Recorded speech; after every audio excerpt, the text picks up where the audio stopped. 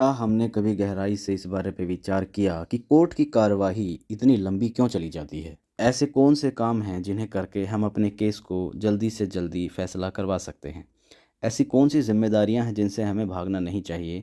आज के वीडियो हम इसी टॉपिक पर बात करेंगे। वीडियो में कुछ ऐसे तरीके बताए गए हैं जिन्हें ध्यान में रखकर आप अपने केस का जल्दी से जल्दी और अपने पक्ष में फैसला करवा सकते हैं। हमारे देश में कानूनी प्रक्रिया पुराने समय से काफ़ी लंबी रही है।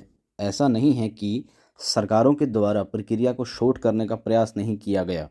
निश्चित रूप से किया गया सरकारों के द्वारा इस प्रोसीजर को बदलने का प्रयास, जिससे कानूनी कार्यवाही जल्दी से जल्दी हो सके, आसानी से इसका निपटारा किया जा सके। और अल्टरनेटिव डिस्प्यूट रेजोल्यूशन सिस्टम भी डेवलप किए गए, जिससे आप अपने केस को पहले एडीआर के सामने मध्यस्थता के लिए यानी कि राजीनामे के लिए निपटाने के लिए रख सकते हैं। लेकिन सरकार के इन सभी प्रयासों के बावजूद हम देखते हैं कि कोर्ट में केस आज भी काफ़ी लंबे चलते हैं।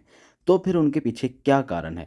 इन कारणों से कैसे निजात पाकर हम अपने केस को जल्दी से जल्दी निपटा सकते हैं? देखिए, कोर्ट केस मुख्यतः 4 पहलुओं पर निर्भर करता है। सबसे पहला और महत्वपूर्ण पहलू होते हैं वो होते हैं हम खुद। दूसरा पहलू हमारे एडवोकेट होते हैं और तीसरा पहलू हमारे विरोधी पक्ष के एडवोकेट होते हैं, वकील होते हैं। और चौथा और इम्पोर्टेंट पहलू होता है वो होती है कोर्ट। कहने का मतलब ये है कि अगर हम कार्रवाई जल्दी चाहते हैं तो सबसे पहले अपने केस में हमें खुद इंटरेस्ट लेना होगा। अब आप सोचेंगे कि हमारे इंटरेस्ट लेने से क्या होगा, क्योंकि केस तो वकील साहब को लड़ना है। लेकिन ये सोच गलत है, क्योंकि केस के जो फैक्ट हैं वो हमारे खुद के हैं। इसलिए अपने केस को हम खुद के अलावा इतना कोई मैटर नहीं करता जो उसको इतनी अच्छी से बारीकी से जान सके। आपका जो भी केस है, आपको उसकी एक फ़ाइल अपने पास रखनी चाहिए और समय समय पर उसकी स्टडी करनी चाहिए। आमतौर पर केस में क्या होता है कि जब केस चालू होता है तो शुरू शुरू में एक दो बार हम वकील साहब से मिलते हैं और कोर्ट की कार्रवाई को अटेंड करते हैं। लेकिन बाद में हम सारी बात छोड़ देते हैं वकील साहब की, खुद वो देखेंगे, और हम व्यस्त हो जाते हैं अपने निजी जीवन में।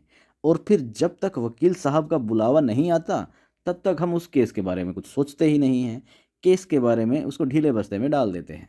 केस का देरी होने का सबसे बड़ा कारण यहीं से शुरू होता है कि हम अपने केस में इंटरेस्ट लेना कम कर देते हैं और उस पर मिलती रहती हैं तारीख पर तारीख। आपको अपने केस में इंटरेस्ट लेना होगा। केस की हर नियत तारीख पर वकील साहब से संपर्क करके उनसे पूछना चाहिए कि आगामी पेशी पर हमें क्या करना है, कि केस की क्या स्टेज चल रही है। अगर उस कार्रवाई के लिए हमारी तरफ से कोई एविडेंस या कोई फैक्ट वकील साहब को बताए जाने हैं तो वो हमें पहले ही बता देने चाहिए। जब हमारे कोर्ट में तारीख पर आते हैं तो हर संभव प्रयास करना चाहिए कि हम उस तारीख यानी कि पेशी पर कोर्ट में अटेंड कर सकें। कोर्ट में अटेंड करने का मतलब ये नहीं कि आप मूक दर्शक बनकर एक डम्मी की तरह वहाँ जाएं। आपको अपनी कार्रवाई को समझना चाहिए, समझने का प्रयास करते रहना चाहिए। अगर आप अपने केस में पूरा इंटरेस्ट लेते हैं तो वकील साहब भी आपको पूरी सपोर्ट करेंगे।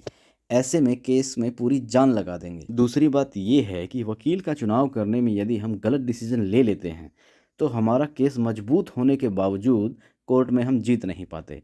इसलिए हमें हमारे केस के लिए सही वकील का चुनाव करना बहुत ज़रूरी है। देखिए, हर केस में एक पक्ष मजबूत होता है, एक पक्ष कमज़ोर होता है, और कमज़ोर पक्ष वाला व्यक्ति हमेशा यही कोशिश करेगा कि उसे अर्जॉर्नमेंट मिलती रहें। हम एक्टिवली पार्टिसिपेट करते हैं और हमें अच्छे अधिवक्ता का चुनाव करते हैं। कोर्ट में जज या मजिस्ट्रेट के द्वारा भी इस बात को नोटिस किया जाता है कि कौन सा पक्षकार अपने केस में कितना इंटरेस्ट ले रहा है। कोर्ट में चौथा पहलू जज या मजिस्ट्रेट होते हैं। आज के टाइम में हर जज या मजिस्ट्रेट को साप्ताहिक और मासिक टारगेट मिलते हैं और उन्हें अपने टारगेट के हिसाब से केस का निपटारा करना होता है। हम अगर एक्टिवली पार्टिसिपेट करेंगे तो अगर विरोधी पक्षकार यदि अर्जॉर्नमेंट मांगे तो हमें उसकी बात का विरोध करना है।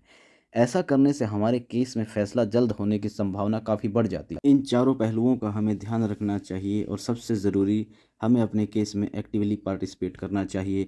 मैं उम्मीद करता हूँ जानकारी आपको पसंद आई है। आप हमारे चैनल को सब्सक्राइब कर सकते हैं। आप लाइक करेंगे तो थोड़ा हौसला बढ़ेगा और वीडियो बनाने में उत्साह मिलेगा। धन्यवाद।